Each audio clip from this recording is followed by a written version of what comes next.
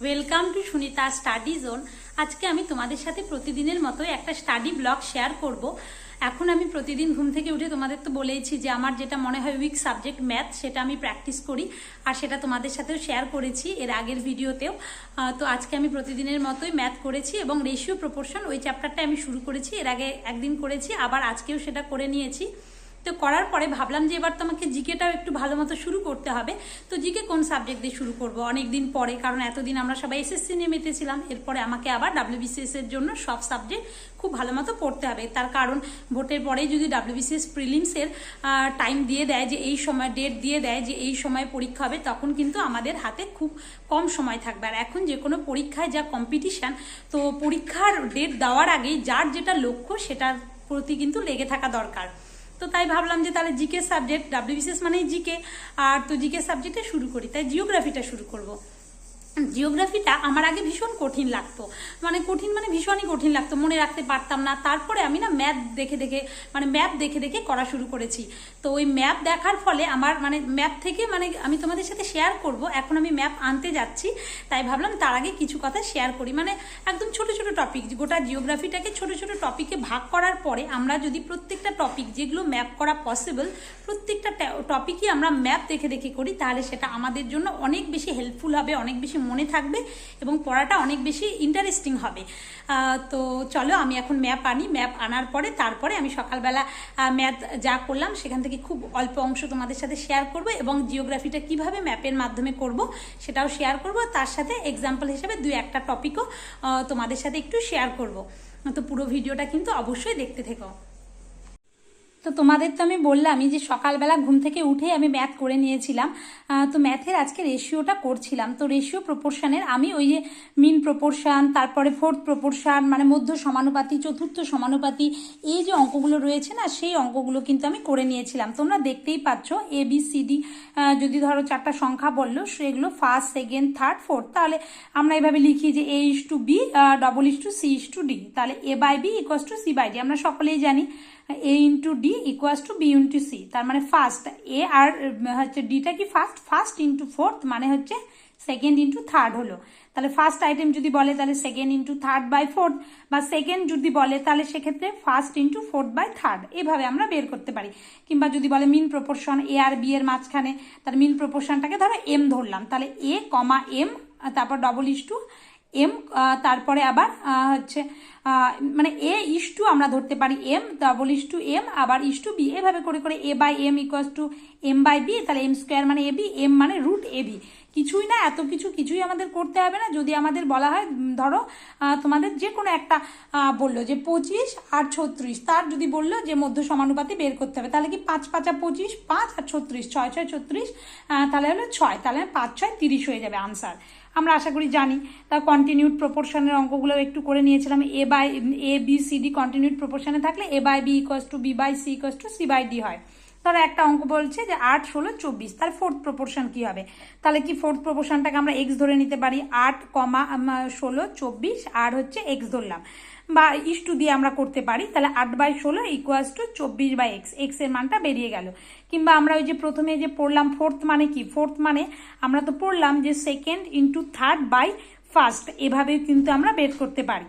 16 × 24/8 = 24। তো দেখো আমি তোমাদের সাথে এখানে শেয়ার করলাম যে মধ্য সমানুপাতির অঙ্কগুলো। এবার ধরো তোমার মিন প্রপোর্শন, ধরো 25 আর 16, তার মিন প্রপোর্শন কি? তাহলে মিন প্রপোর্শন √25 × 16 হয়, √25 মানে 5, 5 × 4, 4 × 5 = 20। তারপরে এইভাবে এই অঙ্কগুলো আমি করে নিয়েছিলাম। তারপর থার্ড প্রপোর্শন যদি বলে 12 আর 6, তার থার্ড প্রপোর্শন কি হবে? থার্ড প্রপোর্শন মানে হচ্ছে তোমার X আমরা ধরে নিলাম, তাহলে 12, 6 আর X, তার থার্ড প্রপোর্শন কি হবে? তাহলে আমার যে মাঝখানে যে থাকবে তাকে কিন্তু রিপিট করতে হবে, 12:6, ⋯6:X, এভাবে মাঝখানে যে থাকবে, ধরো থার্ড প্রপোর্শন আমরা তো জানি না 12 আর 6 দুটো সংখ্যা দেওয়া আছে, তাহলে থার্ড প্রপোর্শনটাকে আমরা X ধরলাম।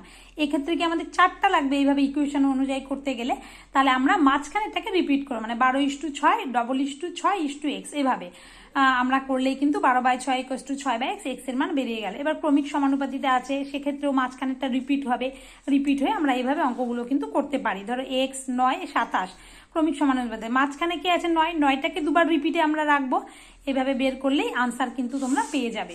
তো এই অঙ্কগুলো আশা করি আমরা সকলেই কম বেশি জানি, এবং তারপরে আমি যেহেতু করলাম সেগুলো শেয়ার। আরেকটা অঙ্ক বলেছে এটা তার ক্রমিক সমানুপাতি কী হবে, তাহলে মানে ক্রমিক সমানুপাতি পরপর যেগুলো থাকে তার মাঝখানেরটাকে রিপিট করব, মানে 8 + x রিপিটেশনে হবে। তারপরে এভাবে বাই করে করলাম, করার পরে আমাদের এগুলো কিন্তু অপশান ধরে ধরে হবে, এত বড় আমরা করতে যাব না। দেখো এক যদি আমরা বসাই তাহলে কিন্তু এই অঙ্কটা হয়ে যায়। তো এইভাবেই আমি বেশ অঙ্কগুলো করে নিয়েছিলাম। এই 1 × 4 মানে এইভাবে করে আর কি, 1 × 4 2nd 3rd এইভাবে অঙ্কগুলো করে নিয়েছিলাম। তো তারপরে ধরো 5 টার্মস কন্টিনিউড প্রপোর্শনে আছে, 2 6, তাহলে পরেরগুলো ধরো মানে 5th টার্ম কী হবে, 2 আর 6 দেওয়া আছে, এগুলো কন্টিনিউড প্রপোর্শনে আছে।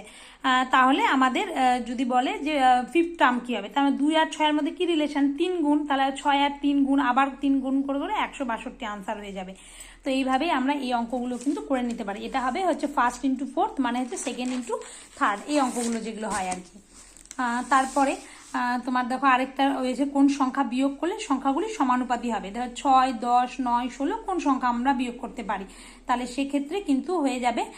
দেখো মানে এগুলো যদি আমরা অপশান দেখে দেখে করি, তাহলে যদি 2 বিয়োগ করি তাহলে 4 8 7 14 হয়ে যাচ্ছে। তো এগুলোকে যদি আমরা ইয়েতে করি তাহলে কি আমরা জানি যে 1 × 4 মানে 4 × 14 = 8 × 7, 1 × 4 = 2nd × 3rd, তাহলে দুই দিকেই কি হয়ে যাচ্ছে 14 14, তার মানে ইকুয়াল হয়ে যাচ্ছে, জিনিসটা ঠিকই আছে। তাহলে অপশানটা কি হবে 2 2 বিয়োগ করলে সংখ্যাগুলি সমানুপাতি হবে।